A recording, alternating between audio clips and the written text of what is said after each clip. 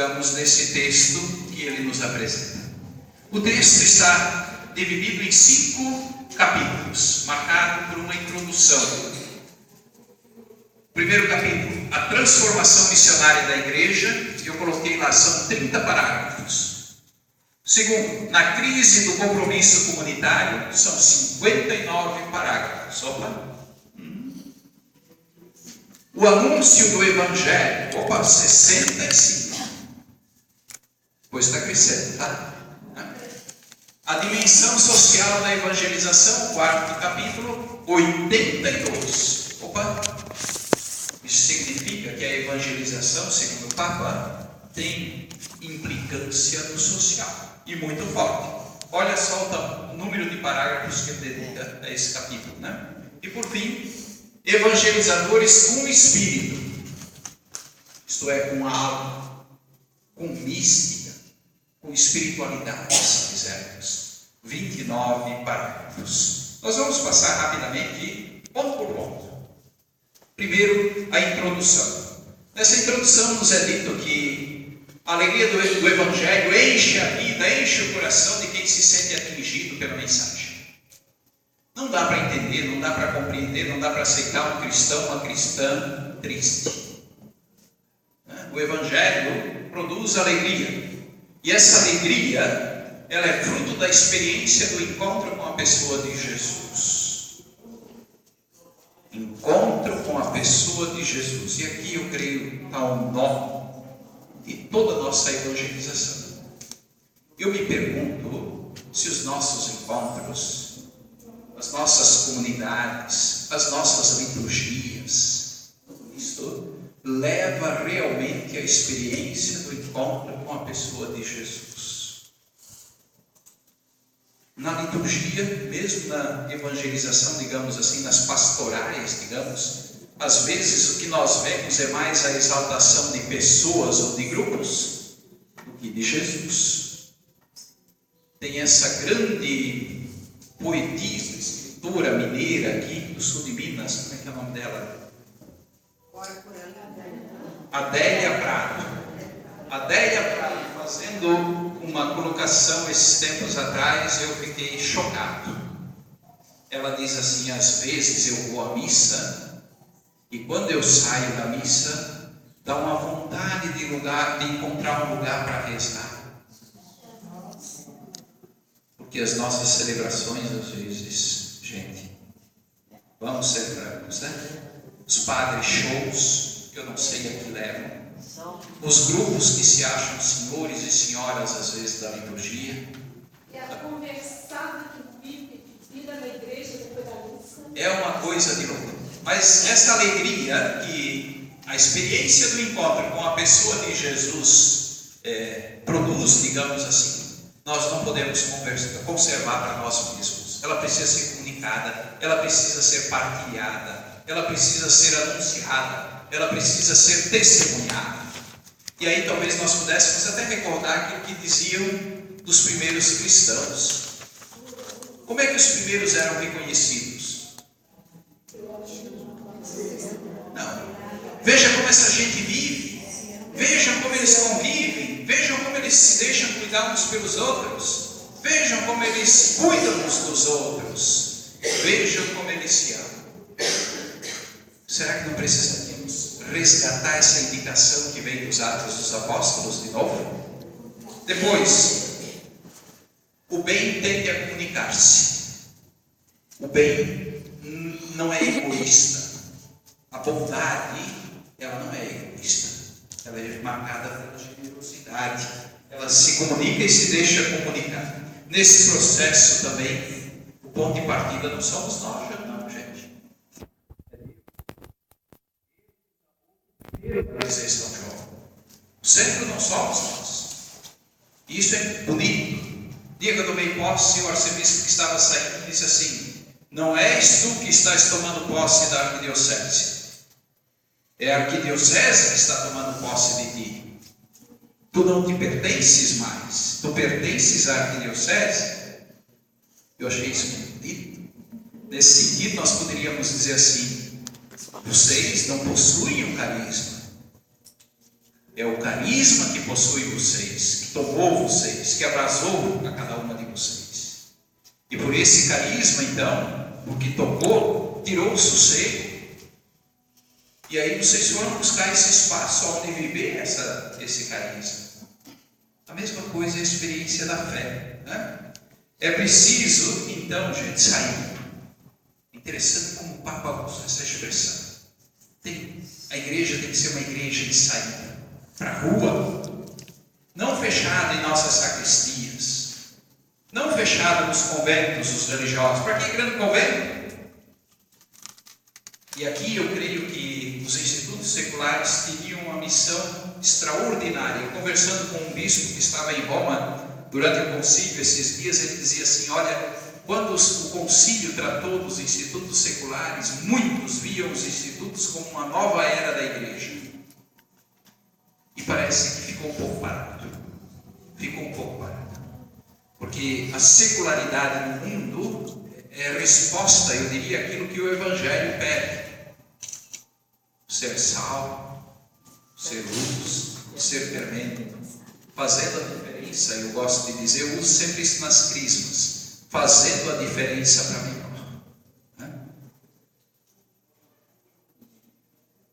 Por que pulou 2 aqui?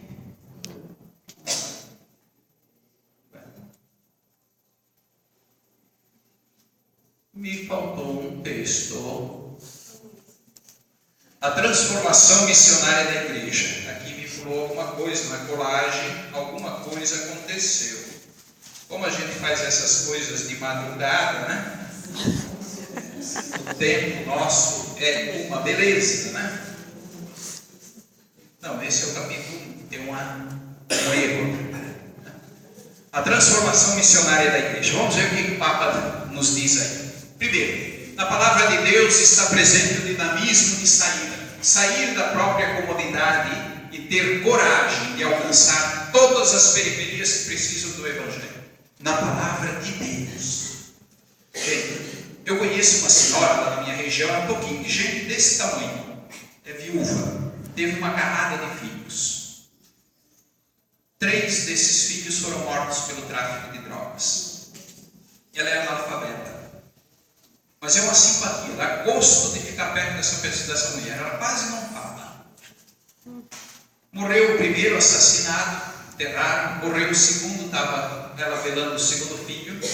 Quando de tarde veio uma pessoa dizer para ela que o terceiro tinha sido morto também naquele dia no presídio. E aí as mulheres que estavam ali no velório levaram essa senhora para casa, puseram ela lá na casinha dela, uma cadeira, uma poltrona, deram um remédio, água e deixaram ela lá. Depois foi uma religiosa lá ver como é que ela estava. E quando essa religiosa chegou lá, encontrou uma velhinha sentada ali na poltrona, meio dormindo, com uma Bíblia assim, em cima do ombro, cabeça virada, meio cochilando. E disse que na outra mão ela tinha um tercinho. Aí a freira perguntou: mas o que a senhora está fazendo? Minha filha, eu estou tentando escutar o que Deus está querendo de mim. Analfabeta. Então, isso que o Papa diz, eu acho que é fundamental. Na palavra está presente o dinamismo para nossas vidas. Não podemos ficar fechados em nós mesmos. Nós precisamos, o Papa usa essa expressão, nos aprimeirar. Isto é, tomar o primeiro lugar, sair na frente, né? Não ficar esperando, tomar a iniciativa, ousar mais. Em outras palavras, talvez, dar mais o nosso gosto, digamos assim, né? Urge avançar no caminho da conversão pastoral. Nós não podemos deixar as coisas como estão. Jesus, como nós estamos parados. Às vezes as nossas pastorais, as nossas iniciativas, sempre foi assim. Sempre foi assim. Para que mudar? Parece que deu certo, será? Quando nós vemos esse fluxo de pessoas que começa há muito tempo, já começou a deixar a igreja. Quando nós vemos nas nossas assembleias as cabeças sempre mais brancas, dá para ficar indiferente? Dá para ficar nesta? Ah, sempre foi assim. Esses dias me vieram 2 padres lá contar uma experiência que estão fazendo em Porto Alegre que os surpreendeu e que não tem nada de especial. Um padre me disse assim: olha, eu comecei a me oferecer para celebrar a missa, uma coisa simples, em prédios ou em condomínios. Só marcar, tendo tempo livre eu vou. Qual foi a surpresa dele? Não tem dia que ele não tenha uma missa num desses prédios. E ali ele diz assim: olha, quem convida, então, que convide outras pessoas que morem ali, né? Ou faça num espaço onde favoreça a participação. E diz que a frequência tem sido extraordinária. Nas quadras. Nas quadras. Quer dizer, é uma questão de método, iniciativa. Na nossa paróquia, fechamos as ruas e celebramos não dentro da casa, mas na frente da casa, onde todos os moradores podem estar ali. Enquanto nós ficarmos fechados dentro das nossas igrejas, esperando o povo vir até nós, não dá, né? Tem que mudar a cabeça dos padres, em primeiro lugar. Diz cabeça de padre que tem cabeça de prego, né? Tem que bater, né? Mas a cabeça dos bispos é pior ainda, né? E às vezes também entre nós temos essas situações. Mas louvado seja que com esse documento quantos padres se abriram, É né, verdade, pai? é Olha, verdade. é uma maravilha. Eu tenho conhecido. E que maravilha, Dom Jair. Aonde a abertura, o fruto. Que maravilha, sacerdotes que antes, né?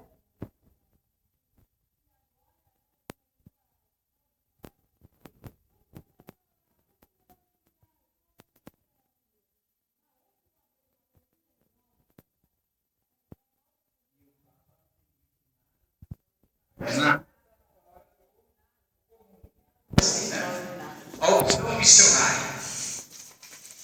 Já Aparecida trouxe esse conceito, digamos assim, né?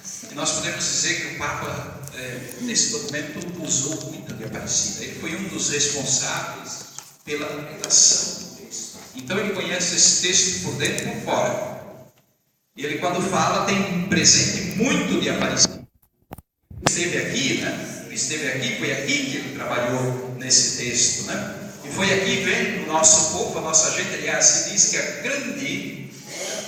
o grande privilégio de Aparecida, do documento de Aparecida, foi o contato que os bispos de então tiveram com o povo aqui em Aparecida. Quer dizer, não foi uma assembleia, digamos, distante ou separada do fluxo de pessoas aqui, né? Coisa que em outras parece que teria sido assim diferente, né? Que se fecham e vão lá trabalhar, discutir e tal, né? Aqui conversando com as pessoas, tocando as pessoas, se deixando talvez abraçar, beijar, ouvir as pessoas, né? Quem de nós não gosta disso, gente?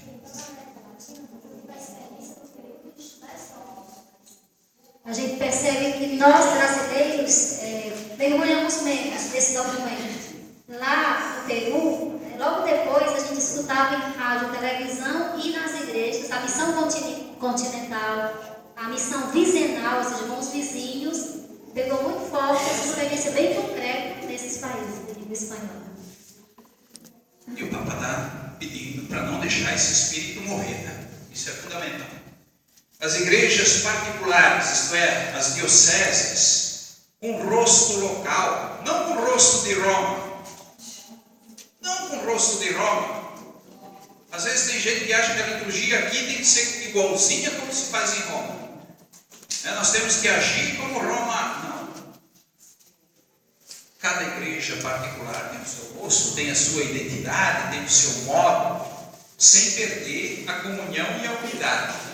Mas o rosto local, e aí eu me pergunto, como é que esse rosto local aparece na nossa pastoral, nas nossas atitudes sociais, nos nossos trabalhos sociais, na nossa liturgia? Ser criativo, diz o Papa. O Papa está provocando, está dando cutucada. Ele não está dizendo assim, tem que conservar a doutrina, tem que conservar os cânones, tem que observar. Não, não é isso. Ele está pedindo para sermos criativos na tarefa de repensar os objetivos, as estruturas, o estilo, os métodos evangelizadores das comunidades. Será que tem coragem? Ele mesmo está pedindo sugestões, ele não tem respostas. Mas ele está pedindo, a gente vai conversar com ele aqui lá em junho. Ele pede, pelo amor de Deus, nos envie sugestões. A gente fica até constrangido, não sabe nem como reagir, por onde começar. Mas é esse o espírito, digamos assim, que orienta o magistério do atual Papa. Uma igreja com as portas abertas. Meu Deus, quando eu olho nas nossas cidades grandes, Porto Alegre, eu falo da minha realidade. Esse aqui também está falhando. Quando eu vejo nas nossas cidades, nos nossos centros, as igrejas com portas fechadas. Eu passei uma vergonha danada no Encontro Nacional de Presbíteros em janeiro, porque o Dom Cláudio veio fazer uma palestra, Dom Cláudio Gomes. Lá no meio da palestra, ele citou uma experiência que ele fez em Porto Alegre. Ele foi visitar um padre que ele conhece lá. Qual foi a surpresa? Quando ele chegou, metade da manhã, na paróquia do padre trabalha, a casa paroquial trancada, a secretaria trancada e a igreja super trancada. Gente, não dá. Onde é que o nosso povo vai chorar as suas dores? Onde o nosso povo vai cantar a sua ação de graças? Onde o nosso povo vai partilhar os seus sonhos? Se as portas estão fechadas, trancadas. Ao contrário das nossas igrejas ditas por evangélicas, né? Estão com as portas totalmente abertas, acolhedores, prontos a conversar com qualquer um. Muitas vezes nós vamos confessar, já teve esses exemplos concretos, confessar o padre porque Deus não tem tempo. Não tem tempo para te confessar. Olha, isso é um absurdo, não tem tempo para te ouvir. Olha, aí eu digo, e aí? Na minha cidade, nós temos um padre que trabalha 3 meses. A primeira coisa que ele fez foi abrir as portas. Então o povo de modo geral está falando, se eu não fizer mais nada na cidade, só de abrir a porta da igreja, já fez a verdade da condição. E o povo está muito sensível, porque a cidade toda, a cidade inteira. Esse é um dos aspectos, né? Devemos ser facilitadores da graça, não controladores, não manipuladores da graça. Graça é graça. E a graça deve ser facilitada. Às vezes nós somos mais a igreja do que do sim. É mais fácil dizer que isso não pode, isso não deve, isso não sei o que, do que outra coisa. Né? A igreja do sim, da graça. E aí o Papa diz uma coisa muito bonita. Isso chocou muita gente. Imagina o Papa dizer que ele prefere uma igreja acidentada, ferida e enlameada por ter saído pelas estradas a uma igreja enferma, doente, pelo fechamento e a comodidade de se agarrar às próprias forças. Difícil, né? Difícil. Quando eu vejo em algumas paróquias a dificuldade, por exemplo, trabalhar com o conselho pastoral. Aqui mando eu. Conselho econômico. O direito pede isso há 30 anos.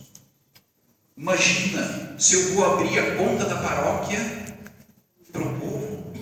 Se o povo souber quanto dinheiro a paróquia tem no caixa, no banco. Mas a paróquia não é tua, padre. Não é do bispo. A paróquia é da comunidade. O padre que está lá, ele é ministro. Ele é servo dessa comunidade. Não controlador. Não manipulador. Mudar essa mentalidade. Isso tem a ver com conversão. Conversão pastoral também. É muito difícil mudar cabeças, né? É muito difícil buscar um pouco. O segundo capítulo. Na crise do compromisso comunitário. comunitária.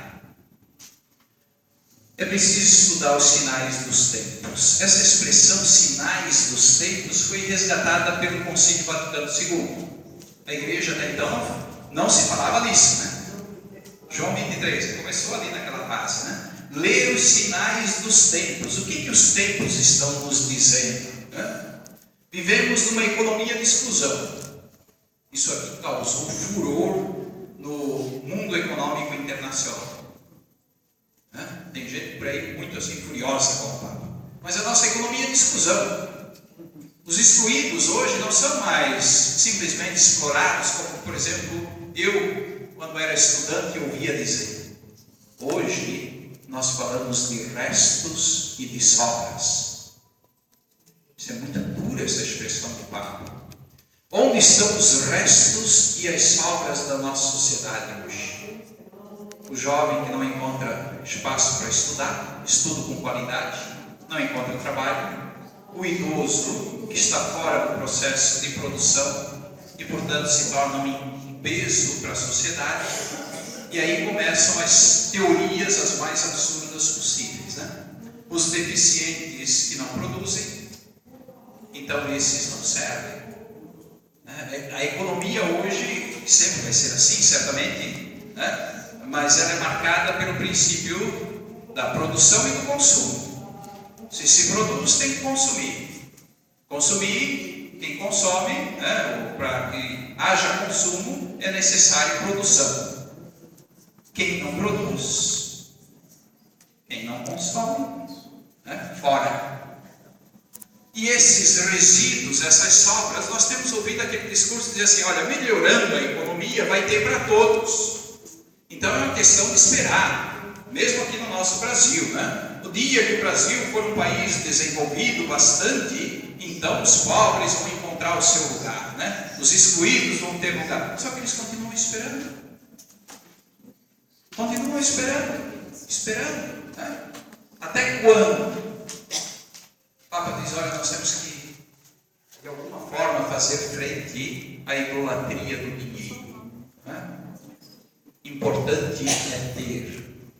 Quem não tem, não conta.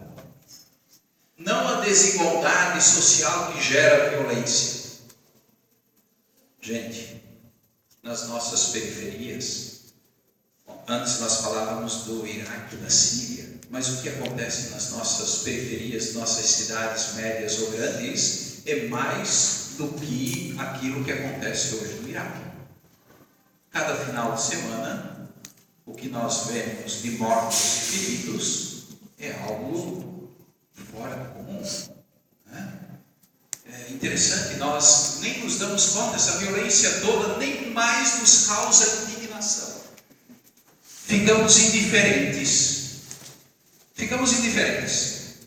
E para as instituições, digamos assim, políticas, o tema volta quando é época de campanha. É a velha história. Saúde, educação e segurança. Pode ver, todo programa político toca nesses 3 pontos. Eu tenho dentro da cidade de Porto Alegre escolas públicas de ensino fundamental ou médio, onde tem dias da semana que não tem aulas porque não tem professor. E lá eles têm esse sistema de passar automaticamente de ano para ano. Então, não precisa mostrar rendimento. E segundo as estatísticas, a maioria absoluta da gurizada está dentro da escola. Pode estar dentro da escola, mas estão sendo formados, educados. Eu tenho um seminarista, seminário menor. Nós temos seminaristas de uma escola particular de freiras lá. E o garoto não deu conta, digamos assim, da carga da escola. Então o reitor do seminário disse assim, não, tu vai morar numa paróquia e nós vamos te matricular numa escola pública de boa qualidade, lá numa cidade lá, em Guaíba. Tá bom, matricular o garoto, terminou o semestre, agora o primeiro deste ano, e ele passou em todas as matérias. Tudo. Aí o padre diz assim, olha, ele passou em todos, somente que na escola não tem professor de português. Gente, eu me pergunto, nesse contexto aqui, eu acho que isso vale, qual é o projeto de nação que nos orienta? Aí talvez o sociólogo depois, eu gostaria de te escutar à tarde, viu? Mas como eu vou embora meio-dia, não posso te escutar, depois tu me contas, né? Mas eu queria saber qual é o projeto de nação que orienta as ações do nosso governo. Como é que é? Se o senhor descobrir, o senhor me avisa. Nós vamos conversar. Está difícil, viu? Está muito difícil. Está muito difícil. A corrupção tornou-se um câncer social. Isso o Papa está falando para a igreja em nível mundial. Mas aqui no Brasil é uma questão, é uma vergonha, é uma tragédia. O que acontece com o dinheiro público, com a coisa pública, isto é nossa, é uma vergonha. E o que nós vemos na publicidade é a ínfima parte, eu diria assim, do que acontece nos bastidores. Nos bastidores, essas obras da Copa, todas, né? Eu tenho exemplos assim, muito claros nisso. Esse dia eu fiz um artigo no jornal, levei pau para todo lado, né? Mas, gente... Não, mas quando ele fala nessa corrupção social, que é o câncer social, ele fala também da corrupção dentro da igreja. Ah, certamente, claro, não tenha dúvida, não tenha dúvida. Né? Nas nossas economias, digamos, nas nossas paróquias, nos nossos institutos, nas nossas congregações religiosas, em nossas dioceses e mesmo dentro da igreja. Em pleno Distrito Federal, nós temos paróquias lá, em que o padre não dá satisfação, não tem um conselho paroquial do que entra na igreja. E quando ele fala na homilia, ele diz: se alguém for falar para o bispo o que é que eu estou fazendo com dinheiro, eu excomungo. Aí o povo treme de medo, ó. Fica todo mundo caladinho, excomunhão geral, excomunga. É um absurdo dentro do Distrito Federal, numa diocese que é respeitada tudo. E acontece, padre, claramente, você vai nos melhores, eu digo isso com uma vez na vida, a gente vai nos melhores restaurantes do Brasil, uma vez de Brasil, uma vez na vida a gente vai, chega lá e encontra esse padre. Bom, eu tenho dito assim, nós na igreja temos que ser transparentes.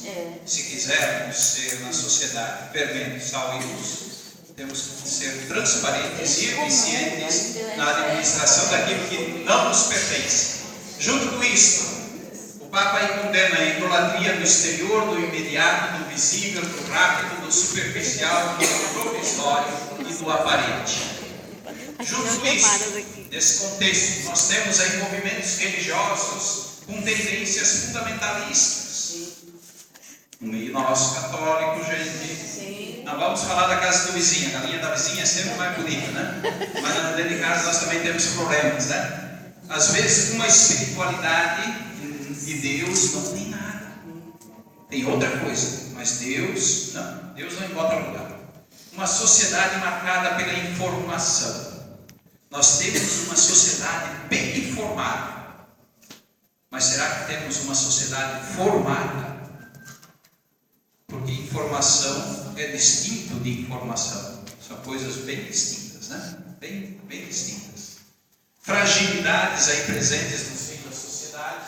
O machismo, o alcoolismo, a violência doméstica, crenças fatalistas, superstições de todo tipo, né?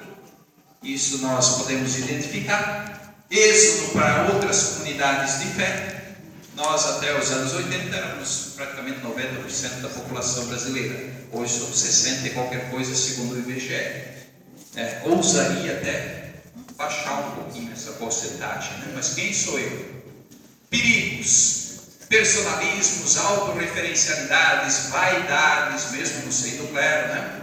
Relativismos, comodismos, tristeza melosa, cansaço e escuridão, pessimismo estéril, derrotismos, desconfianças, isolamentos e tudo mais que nós quisermos. Isso não sou eu que estou dizendo, hein? Está dentro do texto. Eu simplesmente tirei do texto, está lá dentro. Depois no final eu vou fazer umas considerações. Ai, meu Deus, como a vida está difícil. Entendeu? Né? E aí o Papa tem uma expressão muito bonita. Não deixe, vamos ler junto aquele último ponto lá.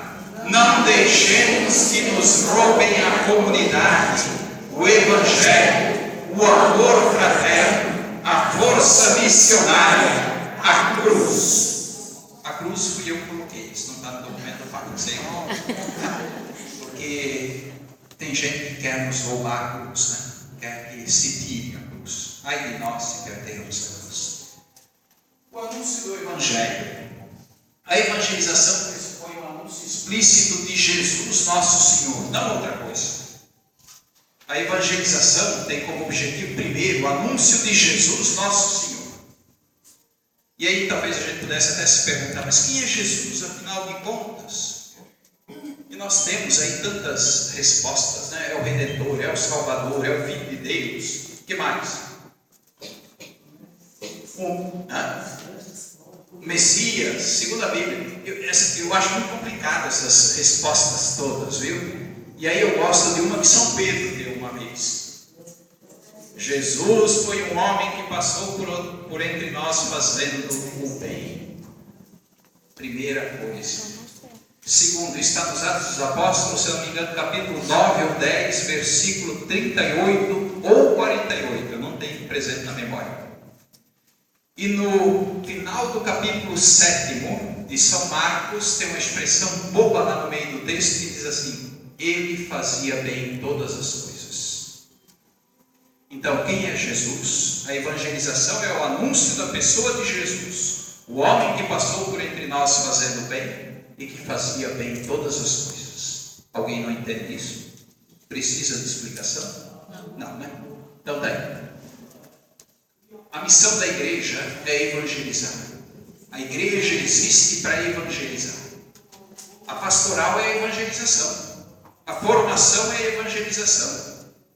A administração dos bens é a evangelização. A ação social é a evangelização. Então, a evangelização, a obra da evangelização na igreja, ela tem essas 4 vertentes: a ação social, a pastoral, a formação e a administração. A nossa administração tem que ser distinta daquilo que nós dizíamos antes.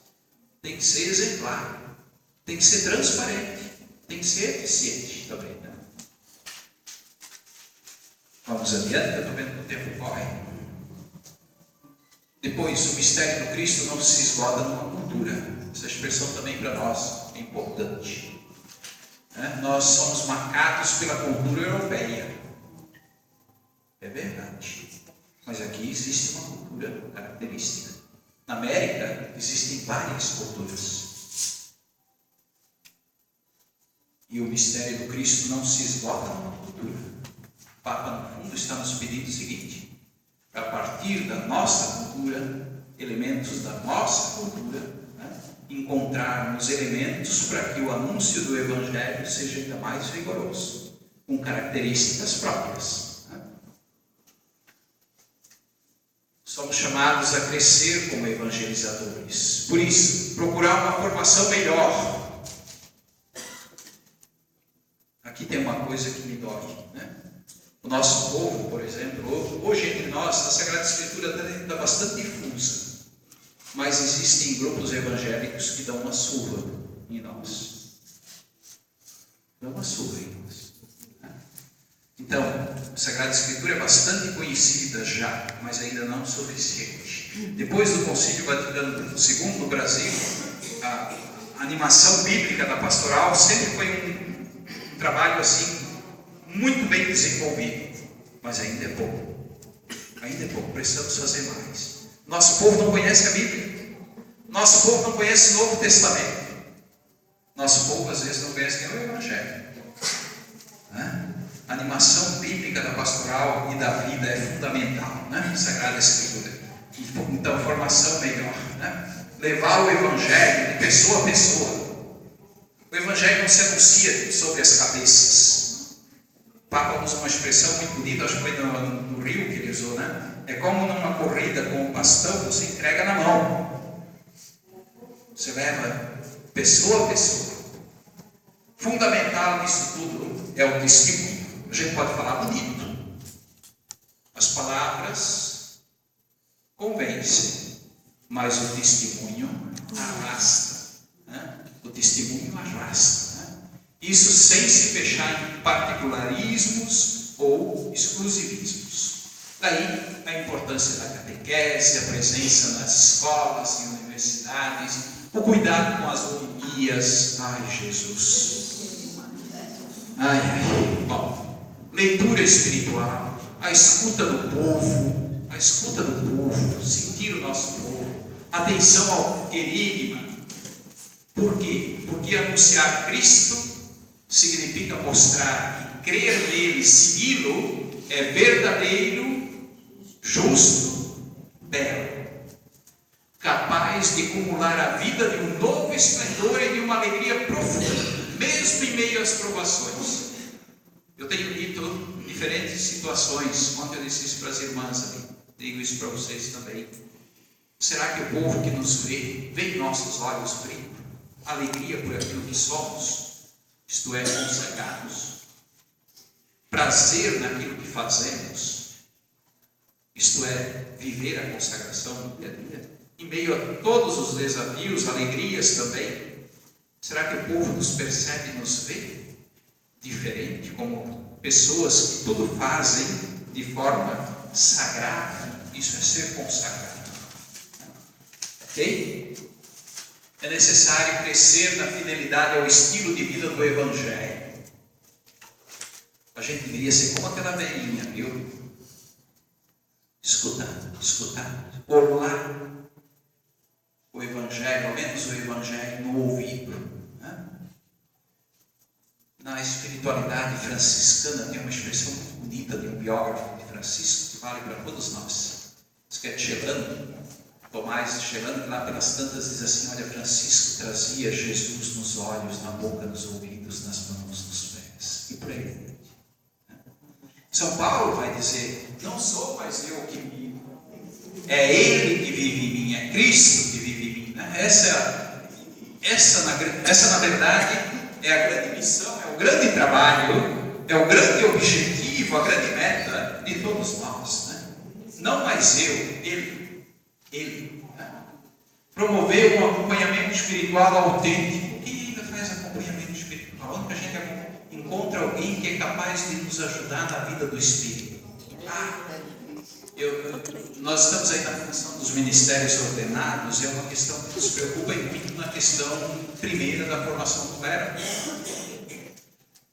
Eu gosto sempre de usar uma expressão assim: olha, se eu vou ao médico, eu sei que eu tenho que fazer uma cirurgia, vão abrir minha barriga. Tu achas que eu vou dar minha barriga para um médico que eu sei que se formou, sei lá, 5 anos atrás, e depois não se atualizou mais, não se aprimorou na arte médica? Não tem. Imagina a minha alma. Se a barriga é uma coisa palpável, física, que a gente pega e toca, e já tem tanto cuidado, quanto mais cuidado precisamos com a alma humana? E ali as pessoas têm que ter muito cuidado. Não dá para ser de qualquer jeito. Não pode ser de qualquer jeito. Né? E as pessoas estão sedentas de orientação. Orientação segura. Né? Então, repetindo, a obra da evangelização requer familiaridade com a palavra. A dimensão social da evangelização. Isso parece um tema muito caro ao Santo Padre. Muito caro. Vamos ver alguns elementos. Evangelizar é tornar o reino de Deus presente no mundo, em todas as situações do mundo, em todas as dimensões da vida social, em todas as dimensões da vida política, bem entendida. Política aqui como aquele espaço de convivência na polis, na cidade. Né? O querigma possui um conteúdo inevitavelmente social. Isto é, a experiência da fé tem implicância na vida social. Se não tem implicância na vida social, alguma coisa está errada. Pode ser pietismo, pode ser devocionismo, mas não é a experiência autêntica da fé. Né? Existe uma conexão íntima entre evangelização e promoção humana. Às vezes nós ouvimos assim, essas pastorais sociais só dá trabalho. Vamos deixar isso de lado? Escutamos. E nesse sentido a igreja já esteve muito mais presente nessas pastorais, digamos assim, ambientais, pastorais sociais, na vida social. A igreja teve muito mais, não sei que expressão usar, mordência nessas dimensões da vida. Hoje parece que a coisa está assim meio aguada. No irmão, na irmã, está presente a prolongação da encarnação. É Jesus presente no outro, sobretudo no sofredor, no pobre, no esquecido, no resíduo, no resto.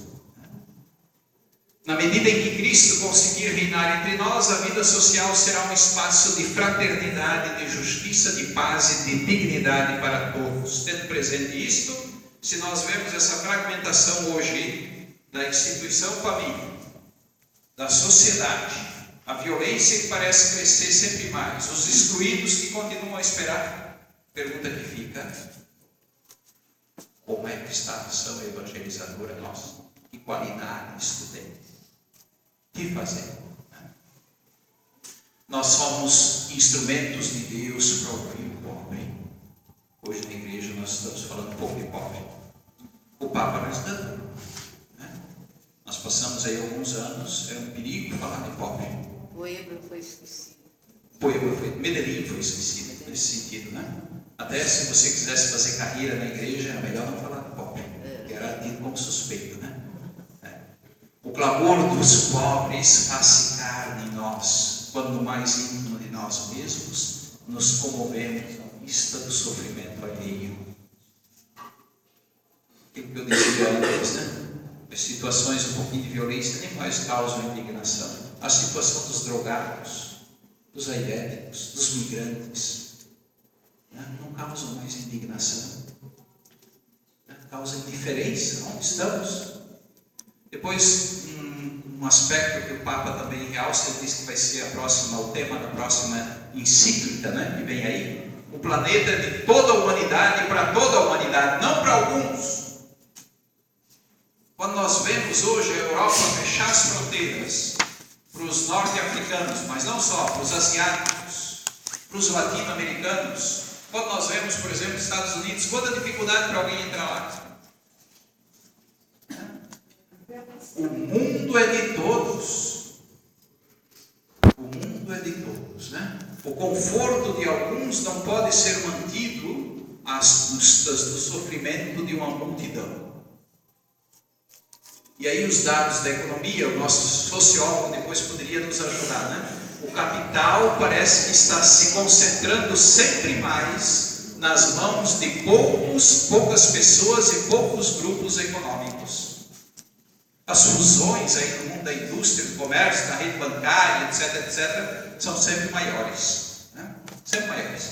Tubarão, aquela história que nós líamos nos anos 60, 70, a minha geração, 70, 80, o tubarão comendo os peixinhos pequenos, e ele vai ficando sozinho, mais ou menos isso. Nenhuma hermenêutica eclesial pode relativizar as coisas. Nós temos que falar. Não podemos relativizar. A desigualdade é a raiz dos males. Não resta dúvida. Não resta dúvida. Não podemos mais confiar nas forças cegas e na mão invisível do mercado. Quem é que está por trás? Engajamento político. Eu imagino, já pensaram? Os institutos seculares engajados na atividade política, no mundo da política, sim, mas para valer, viu? Não para defender a igreja, mas para defender a vida, a verdade, Isso sim. A nossa moderadora geral, Terezinha Helma, na cidade dela, ela é vereadora e está trazendo um hospital, um hospital social lá na cidade dela. Então já temos pessoas assim com esse. Vamos ler juntos aquela frasezinha ali depois dos parênteses e talvez quando encontrarem algum candidato aí, né, nessa fase de campanha que estamos vivendo, talvez possam citar para ele ou para ela. Vamos lá? A política Tão desnecessária é uma das formas mais preciosas da caridade, porque busca o bem comum. e não bem de alguns, né, de grupos, de expressões, né?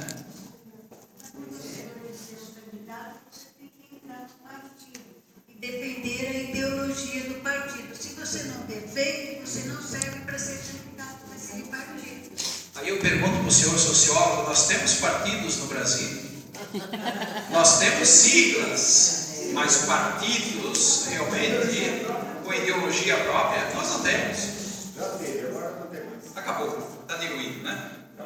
Qualquer pessoa que pleiteie, digamos aí, a presidência da República, o governo do Estado, tem que depois fazer alianças com o diabo, porque senão não governa. Senão não governa. Nós temos grupos, não temos partidos. Quando nós vemos, não sei, pelo amor de Deus, não grava isso. Quando nós vemos, em nome da CNBB, as eleições de 2014, tem uma cartazinha de 3 páginas. Sim. Será que os nossos padres puseram na mão do nosso povo? Não põe, Frei, esse documento aqui das paróquias não é estudado. Por que a CNBB não incentiva as paróquias, os párocos, para, primeiramente, ali é ver aquele documento que é necessário a igreja investir na formação e na informação do leigo. Quais são as paróquias que investem? Se você quer fazer um curso pago, você tem que tirar do seu bolso, mas a paróquia não tem coragem de, olha, grupo tal, vão em tal lugar que eu pago, eu vou comprar esse documento e nós vamos estudar aqui. Tem paróquias paupérrimas que não têm condições. Eu tenho vergonha de dizer isto, mas na diocese nossa, dentro da contabilidade anual 2013, nós constatamos que nós aplicamos na pastoral 6% da entrada. 6%. É uma vergonha. Tem essa É uma que vergonha. 2%. Alguma coisa Mas eu digo assim porque a gente está lá dá uma dentro, angústia, está né? vendo, Parece que a gente fica meio sem fôlego, assim. A Mas gente quer estudar o documento com algum grupo. eu acho que isso tem a ver com conversão pastoral e pessoal. Isso eu acho que é um conceito que nós vamos ter que trabalhar muito entre nós. Muito. E vai precisar de tempo. Último ponto, evangelizadores com espírito. Com espírito, com mística, com espiritualidade, né? Jesus quer evangelizadores que anunciem a boa nova com uma vida transfigurada pela presença de Deus. Não basta sermos, digamos assim, metodologicamente bem preparados. Não basta termos muitas informações na cabeça. Se nós não tivermos o rosto de Jesus. O rosto de Jesus. Né? Uma evangelização com espírito é uma evangelização com o Espírito Santo. É o Espírito que conduz. Não somos nós. Nós somos agentes. Né? Evangelizadores com Espírito quer dizer evangelizadores que rezam e trabalham. Esses dias me veio um padre, uma crise danada, conversar. Eu não sei o que fazer da minha vida. Não vejo sentido. O senhor reza? O senhor tem um diretor espiritual? Eu tenho um colega. Não é isso que eu estou perguntando. Estou perguntando se o senhor tem um diretor espiritual. O senhor se confessa? Já faz tempo. Saco vazio não para em pé. Mas isso é o caso do Pai.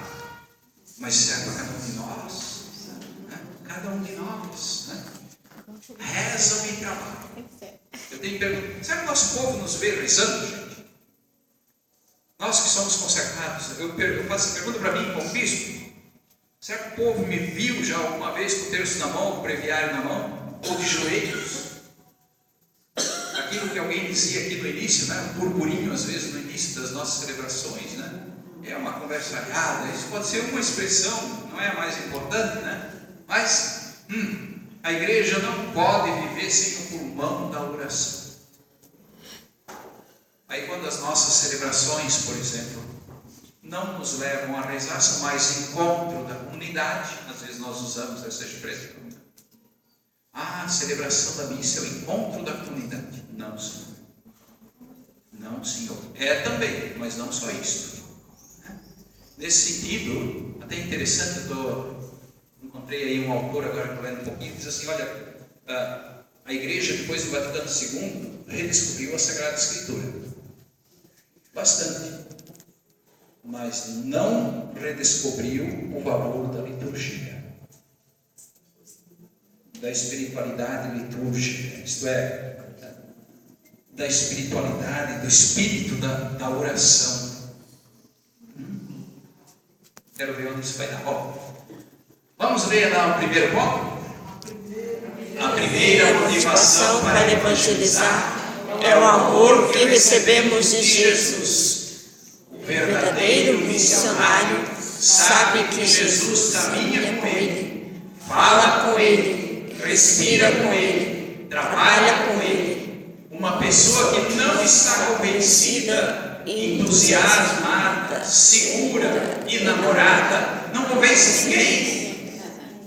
É verdade. Não convence ninguém. Né? Para ser evangelizador com o Espírito é preciso desenvolver o prazer. Aliás, entre nós, às vezes nós temos dificuldade de usar essa expressão, né? Prazer espiritual, né? De estar próximo da vida das pessoas. A missão é paixão, tem a ver com paixão.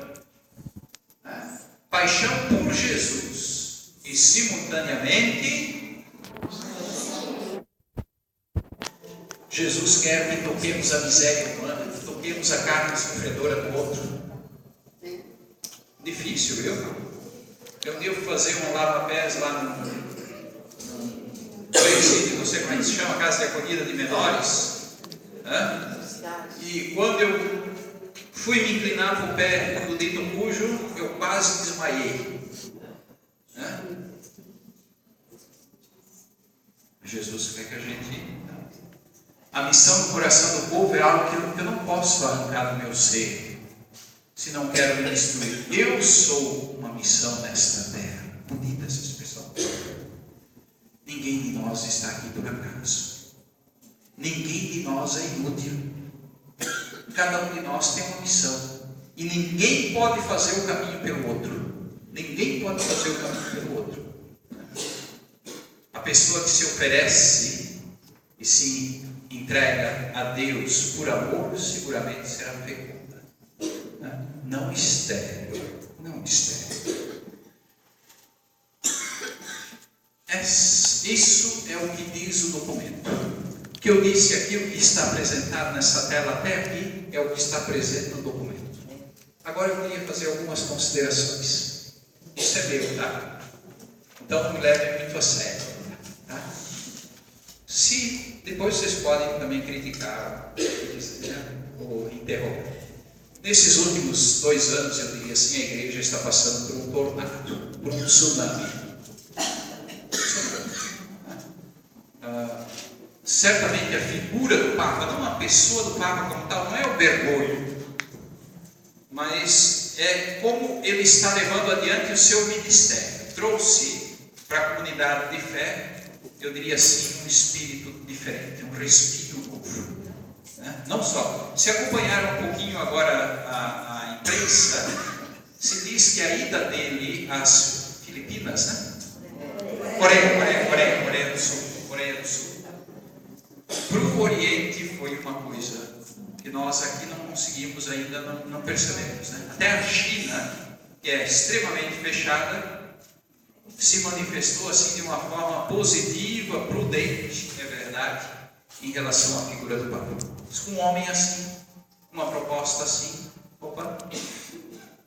claro que os chineses, né, o Oriente, aí temos aí o modo oriental, né, expressão que vem de lá e tal. Com os chineses, eles são médicos, eles olham, outra coisa. Se até um passado não muito distante havia uma certa coincidência entre o civil e o religioso, no nosso Brasil isso era muito forte, né? Qualquer dificuldade de ir lá conversar com o vereador, com o prefeito, com o deputado, com o senador, e a gente dava um jeitinho, né? A gente dava um jeitinho. E a igreja estava, de certo modo, no centro da vida das pessoas. A igreja é importante hoje, não é mais assim. Acabou. Né? Temos expressões, talvez locais, coisas assim, mas a realidade mudou. Os tempos são outros. Eu gostaria de lembrar uma coisa. A CNBB ainda faz tremer a opinião da social dos políticos.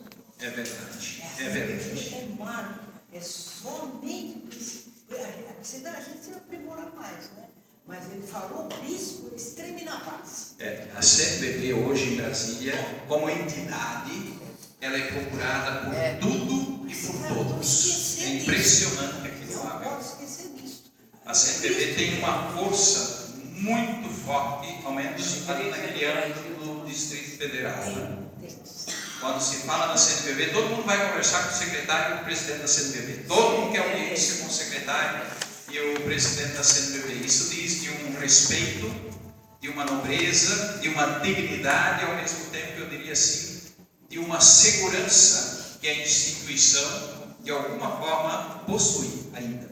E na sociedade brasileira, queiramos ou não, a igreja, como tal, a igreja católica, como tal, tem um alto nível de confiabilidade no seio da população. Né? Isso tem que ser dito também. A Globo já percebeu isso. A Globo, se você não conhece, ela percebeu isso. Sem dúvida. Quando a senhora, a excelentíssima presidente, tirou o crucifixo da parede, ela falou 3 vezes sobre o assunto. A primeira ação da senhora presidente foi tirar o crucifixo da parede. Ela falou, o repórter falou 3 vezes. Porque eles não são bobos, eles sabem que a igreja é forte. Eles sabem onde a coruja dorme, viu?